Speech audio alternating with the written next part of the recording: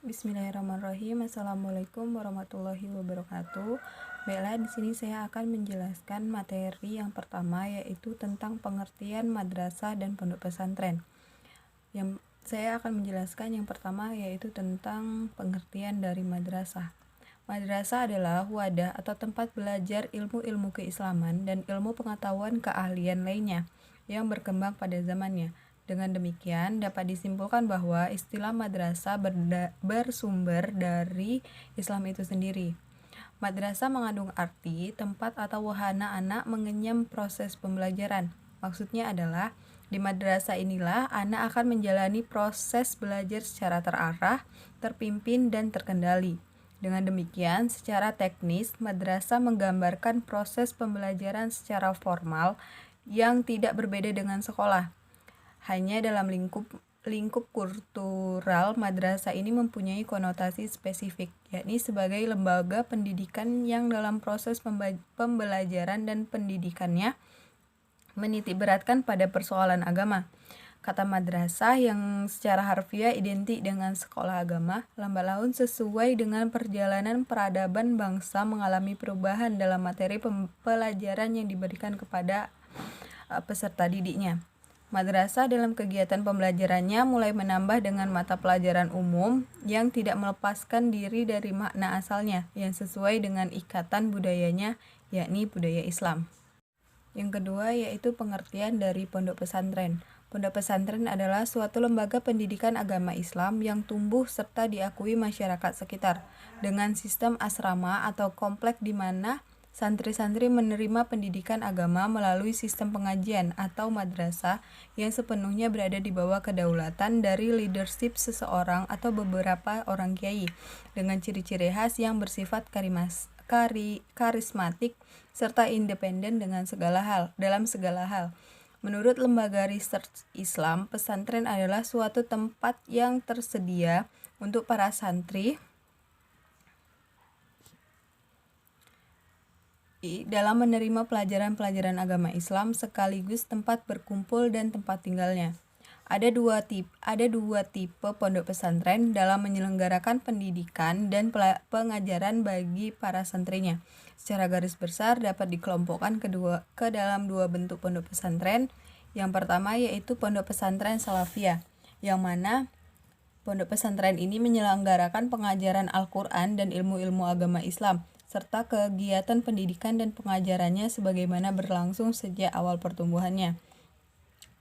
Yang kedua yaitu pondok pesantren khalafiyah, yaitu pondok pesantren yang selain menyelenggarakan kegiatan pendidikan kepesantrenan, juga menyelenggarakan kegiatan pendidikan formal, sekolah atau madrasah. 2. Pembinaan madrasah dan pondok pesantren. Yang pertama, pembinaan madrasah. Sejak timbulnya madrasah dan menjadikannya sebagai lembaga pendidikan yang mandiri tanpa bimbingan dan bantuan pemerintah kolonial Belanda. Setelah Indonesia merdeka, madrasah dan pesantren mulai mendapatkan perhatian dan pembinaan dari pemerintah Republik Indonesia. UUD 1945 mengamanatkan agar mengusahakan terbentuknya suatu sistem pendidikan dan pengajaran yang bersifat nasional yang diatur undang-undang. Untuk melaksanakan amanat tersebut, BPKNIP atau Badan Pekerja Komite Nasional Indonesia Pusat sebagai badan pekerja Majelis Permusyawaratan Rakyat pada masa itu merumuskan pokok-pokok usaha pendidikan dan pengajaran yang terdiri dari 10 pasal. Pada pasal 5B, sebagaimana dikutip oleh Hizbullah, menetapkan bahwa madrasah dan pesantren yang pada hakikatnya ialah suatu alat dan sumber pendidikan dan pencerdasan rakyat jelata yang sudah berurat akar dalam masyarakat Indonesia pada umumnya, hendaknya juga mendapat perhatian dan bantuan materi dari pemerintah. Oleh karena itu, pembinaan dan pengembangan madrasah tersebut dilaksanakan dengan penuh kebijaksanaan dan dilaksanakan secara bertahap. Selanjutnya, dalam rangka meningkatkan madrasah sesuai dengan sasaran BPKNIP agar madrasah dapat bantuan material dan bimbingan dari pemerintah. Yang kedua, pembinaan pondok pesantren. Pada awal abad ke-20, unsur baru berupa sistem pendidikan klasikal mulai memasuki pesantren.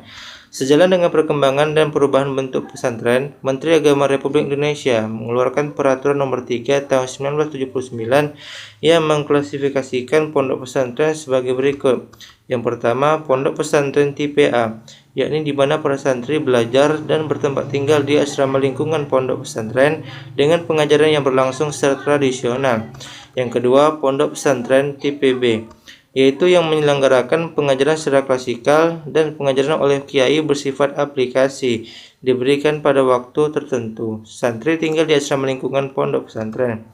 Yang ketiga, pondok pesantren tipe C, yaitu pondok pesantren hanya merupakan asrama sedangkan para santrinya belajar di luar di madrasah atau sekolah umum lainnya. Kiai hanya mengawas dan sebagai pembina para santri tersebut. Yang keempat, pondok pesantren tipe D, yaitu yang menyelenggarakan sistem pondok pesantren dan sekaligus sistem sekolah atau madrasah. Peraturan pemerintah, dalam hal ini Menteri Agama, yang mengelompokkan pesantren menjadi 4 tipe tersebut bukan suatu keharusan bagi pondok pesantren tersebut. Namun, pemerintah menyikapi dan menghargai perkembangan serta perubahan yang terjadi pada pondok pesantren itu sendiri. Walaupun dan perkembangan pondok pesantren tidak hanya terbatas pada 4 tipe saja, namun akan lebih beragam lagi. Dari tipe yang sama akan terdapat perbedaan-perbedaan tertentu yang menjadikan satu sama lain akan berbeda. 3. Perkembangan madrasah dan pondok pesantren di masa sekarang. 3.1. Perkembangan madrasah di masa sekarang.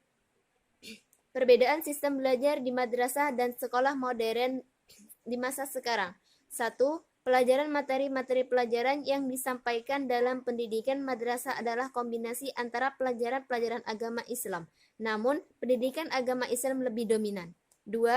Tempat tinggal. Dalam tempat tinggal ini maksudnya tempat tinggal siswa atau pelajar. Sekolah madrasah biasanya menyediakan asrama yang ada di sekitar madrasah tersebut. 3. Sumber dana. Sumber dana di sini maksudnya sumber dana yang membantu berdirinya madrasah tersebut. 3.2. Perkembangan pondok pesantren di masa sekarang. Hal ini antara lain bisa dilihat dari indikator-indikator tersebut. 1. Minat orang tua untuk memasukkan anak-anaknya ke pesantren semakin meningkat, sehingga banyak pesantren yang terpaksa menolak calon-calon santrinya dengan mengadakan seleksi masuk. 2. Banyak tokoh-tokoh formal negeri ini termasuk yang bersikap sinis terhadap pesantren, yang secara diam-diam memasukkan putra-putrinya ke pesantren, terutama setelah mereka tidak mampu mendidiknya. 3. Secara diam-diam pula banyak tokoh pendidikan sistem sekolah di negeri ini yang mengakui keunggulan sistem pesantren, antara lain dengan mengadakan kegiatan pesantren kilat, pesantren Ramadan, pesantren eksekutif, dan sebagainya.